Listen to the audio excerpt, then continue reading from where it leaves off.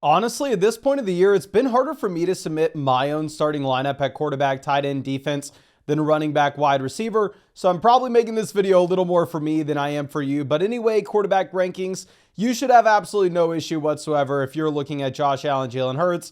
Obviously, you start both guys. Right now, the Eagles actually project to score the most points in the NFL this week, according to sportsbooks. But you've also seen that you should have the Eagles being a little bit more rush heavy than what you should expect with the Bills.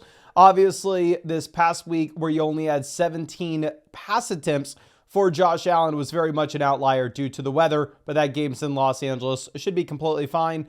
Going over to tier 2, we will have Joe Burrow standing by himself.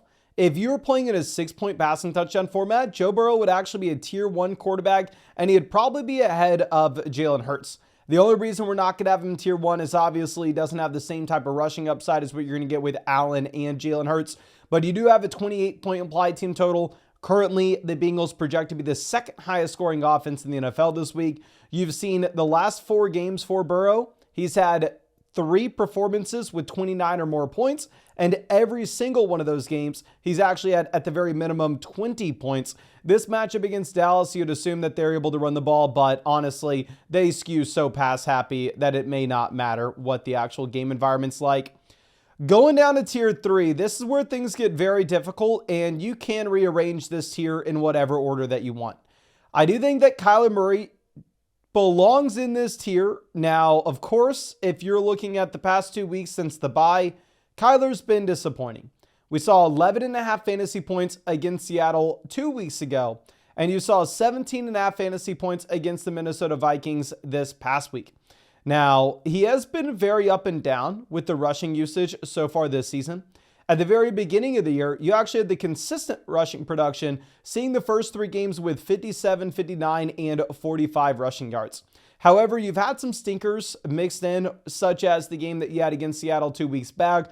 Obviously, that will be a concern that you have because he is playing the Seattle Seahawks this week, and I wouldn't fault you if you wanted to move him down. You do currently have the Arizona Cardinals as slight favorites in this game. Now, going over to our next quarterback, we are going to look at Baker. It's actually funny that we finally get a full game of Mike Evans this past week, and we see one of the worst games of Baker's entire season up until this point, where you only have the 12.5 fantasy points against the Carolina Panthers. And I can't really say, oh, okay, well, they blew Carolina out. They just ran the ball. No, you actually had the game going until the very last second. So it's hard to use that as an excuse. But with Baker Mayfield, I mean, we can take a step backwards and look at what you had earlier in the season, where the man was absolutely dominant when you had both Godwin and Evans present. Now, of course, you have no Godwin, but you do have Evans back in. Looking at what the matchup appears to be on paper against the Raiders, it's probably a spot where Tampa is able to run the ball consistently. But again, they do project out to be a top 5 scoring offense in the NFL this week. So I'm willing to go through and say that Baker is a viable start. Jordan Love is a viable start as well. Jordan Love hasn't been phenomenal.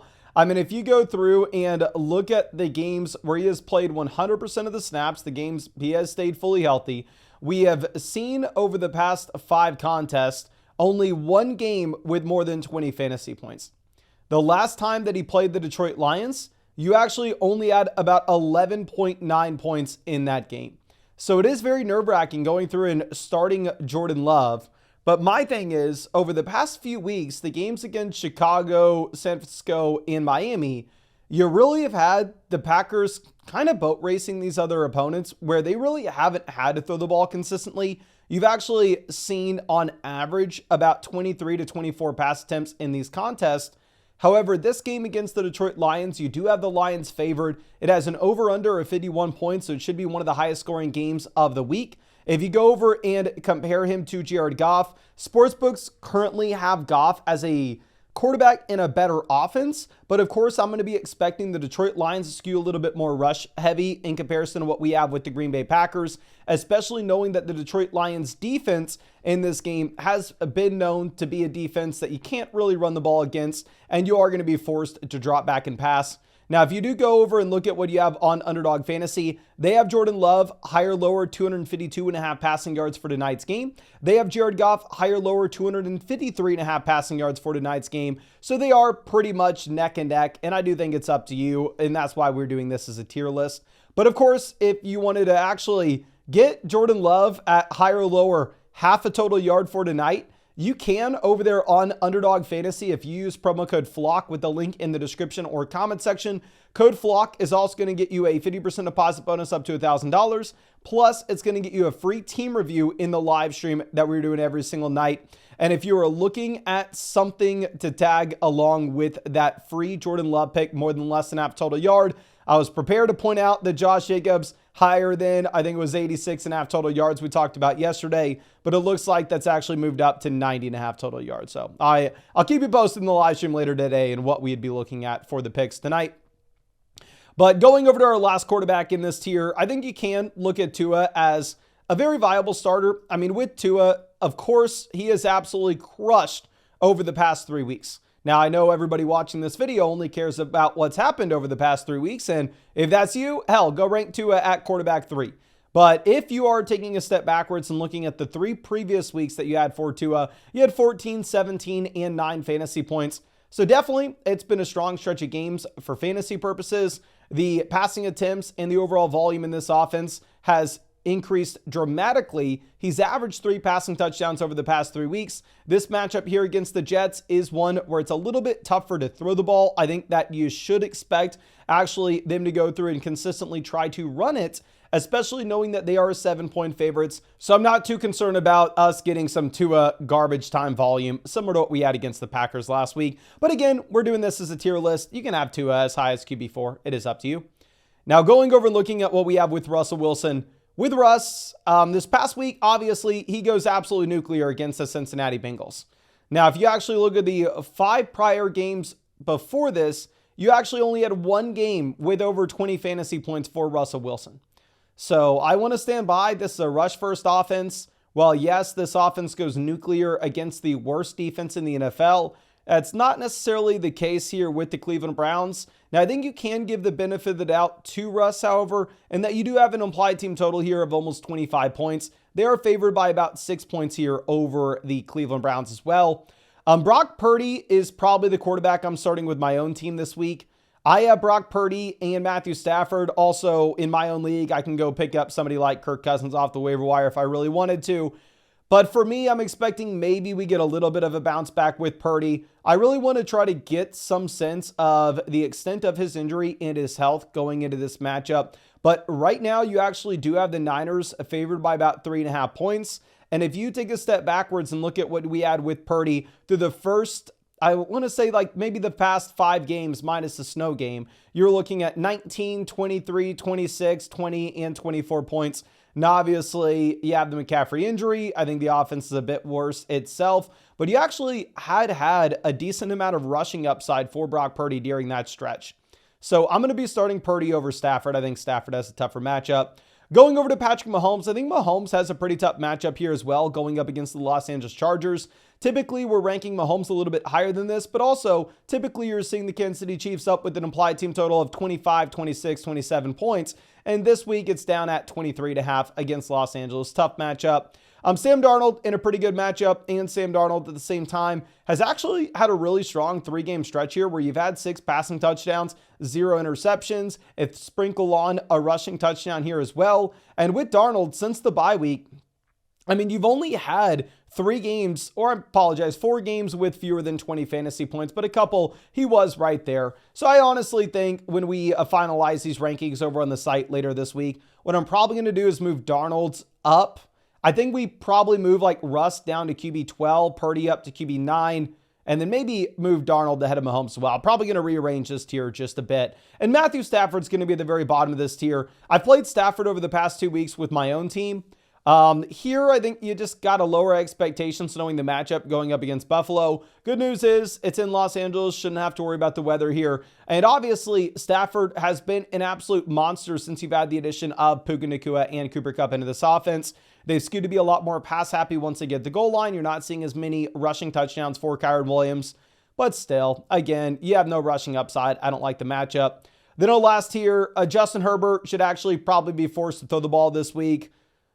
I know y'all always want to scream at me that I have Herbert too low, but again, this is never a situation where the Los Angeles Chargers have a plan A of throwing it. This is a team that wants to run the ball and play good defense, but they are dogs here against the Chiefs. They probably have to throw it. I know everybody's going to be in on Jameis Winston this week. Obviously, Winston has been great. You remove the snow game that you had against Pittsburgh, and Winston's actually had 20 fantasy points over the past 4 games, minus that snow game.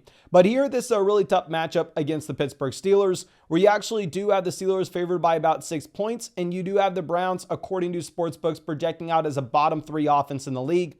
Looking at Geno Smith, really has trailed off since the bye. We have not seen a performance with more than 20 fantasy points. And the last time he played Arizona, he was only at 13.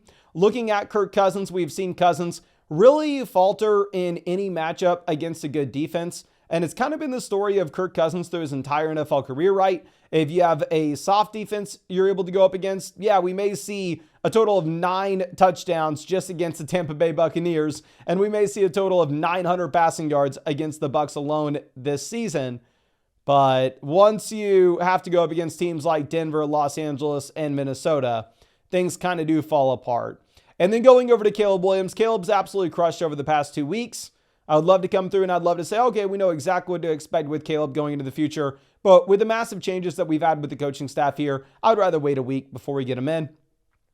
Now going over to tight end, there's not much to discuss with the tier of the top 2 guys. We're going to have Bowers, McBride. They clear everybody else, not even remotely close. Looking at Bowers since the bye week, the man has had 40 targets through 3 weeks. The man has had 2 games over his past 3 with over 30 fantasy points. Insane. And it's a good matchup against Tampa. With Trey McBride, back-to-back weeks here since the bye with over 20 fantasy points. He's had 27 targets over the past 2 weeks. And really the main story that you have at tight end is there's been the separation where previously we are viewing it as a Mount Rushmore. We are viewing Bowers, McBride, Kittle, and Kelsey all in one tier. And now it's very difficult to make an argument that the veterans are in the same tier as the young ascending talents. We're going to have Kittle next. With Kittle, very disappointing snow game performance. But if you ignore that, because obviously it was a very weird game environment, the last say 7 weeks you've had 20, 14, 20, 22, 15, 24, 15, 20 points. So Kittle's been great, but obviously lowered expectations with this team. And then going over to Travis Kelce. Kelsey's consistently seen the target volume since you've had no Rashee Rice, but the fantasy points have actually not been super strong. He's been very inefficient from a per target perspective this season, but he should be due for some touchdowns relatively soon. Going over to David Njoku absolutely crushed this past week with Jameis Winston under center. And I have a lot of David Njoku in underdog drafts. I'm really hoping David Njoku continues to produce this way. But if you potentially have Tillman coming back in, and this is a spot where we expect the Browns to be a bottom 3 offense in the league in points scored this week, I think you do have to be a little bit worried about Njoku. And then going over to Jonnu Smith, while Jonnu for 3 straight weeks now has dominated with over 20 fantasy points in every week, where you've actually seen Jonnu Smith averaging 100 receiving yards per game over the past 3 weeks. It is a very small sample where if you take a step backwards through the first half of the season, Jonnu wasn't getting the snaps. He didn't have this role. Obviously, he's trending towards being that top 5 locked and loaded option. Another 20-point performance probably puts him in the same tier as Kelsey. But I want to be a little bit more hesitant, whereas we've seen the production with somebody like Kittle, Kelsey all season. And same thing with David Njoku. We've seen it through his entire career. But Jonnu is the skyrocketing player in these ranks. Going over to TJ Hawkinson with Hawk. A little bit frustrating to get the massive spike against the Chicago Bears 2 weeks back to then follow it up with a very disappointing performance against the Arizona Cardinals. Here it's a good matchup against Atlanta, though. You do have an implied team total of 25 points, so the Vikings should be one of the higher scoring offenses in the league this week. With Cade Otton here, this is a tight end where we have seen the volume dip with Mike Evans back into this offense.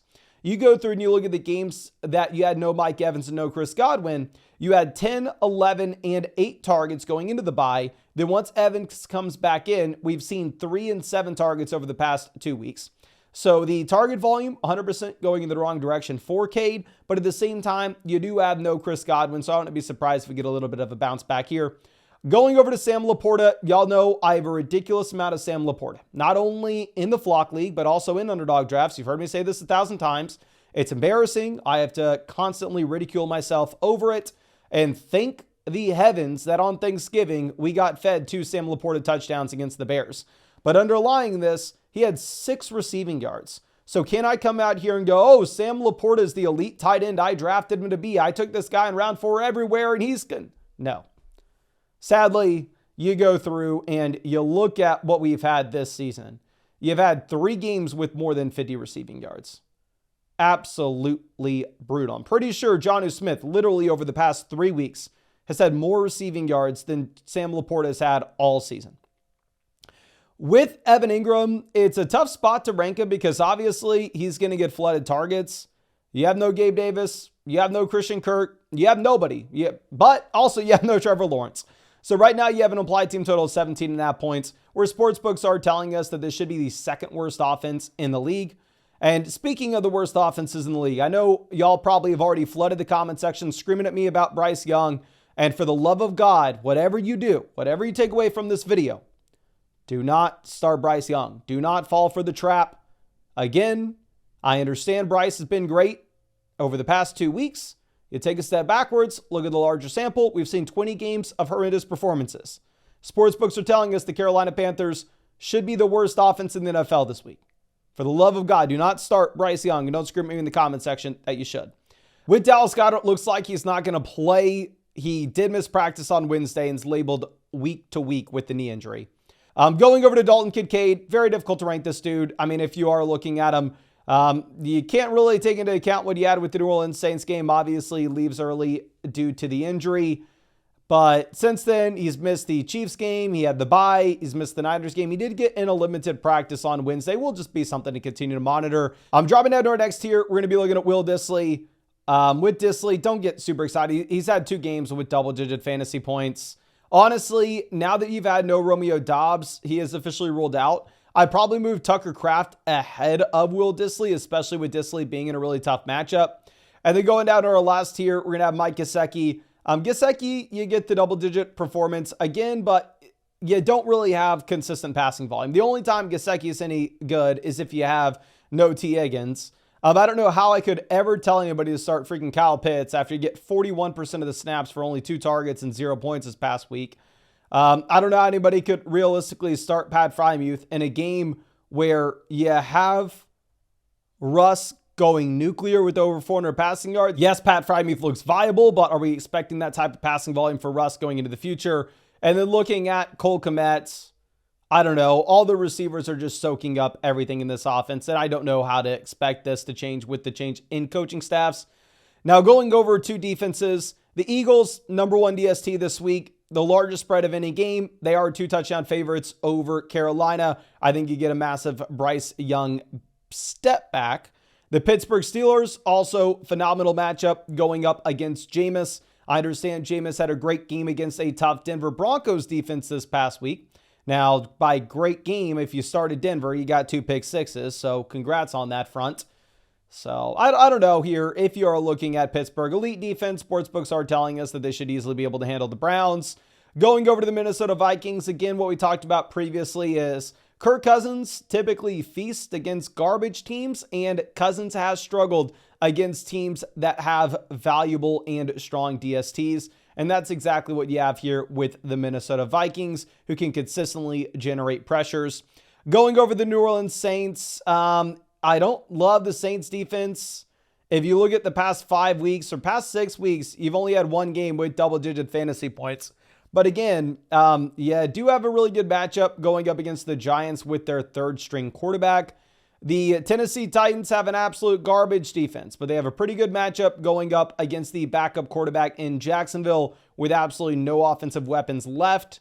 And then with Tampa, I'm not super excited about this defense. Horrendous passing defense, but you just have a great matchup going up against the Raiders, right? This is always what's very difficult. Do you go with the defense that's bad, that has a really strong matchup, or do you go with the good defense that has a really tough matchup, such as the Kansas City Chiefs going up against the Chargers, or such as the Buffalo Bills going up against the Rams?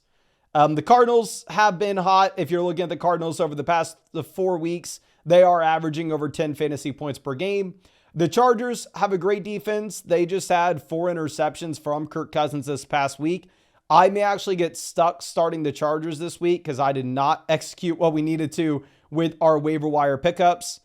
But it's a horrible matchup, of course, going up against the Chiefs, and I would rather not start them. With the Detroit Lions, a good defense where typically they are winning by so much that they can easily generate sacks. But at the same time, it's a tough spot going up against the Packers here, where the game actually should be more competitive than we usually expect with Lions games. The Miami Dolphins, garbage defense, but good matchup going up against the Jets, who have an implied team total of only 19.5 points.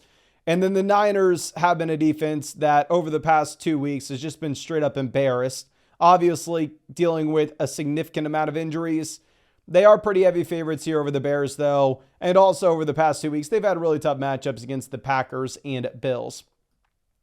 But I think that's all I got for you. Again, I do want to reiterate, if you wanted to look at that pick'em for Jordan Love to either go higher than 254.5 passing yards or Goff to go higher than 255.5 passing yards, you can find those on Underdog Fantasy. The link's in the description and comment section. Promo code FLOCK will give you a 50% deposit bonus up to $1,000. Plus, you'll be getting a free Jordan Love pick, more than less than half a total yard for tonight's game. And you'll be getting a free team review in the live stream we're doing every night. But I think that's all I got for you. I really appreciate you and really hope we get to see you out with the live stream later tonight.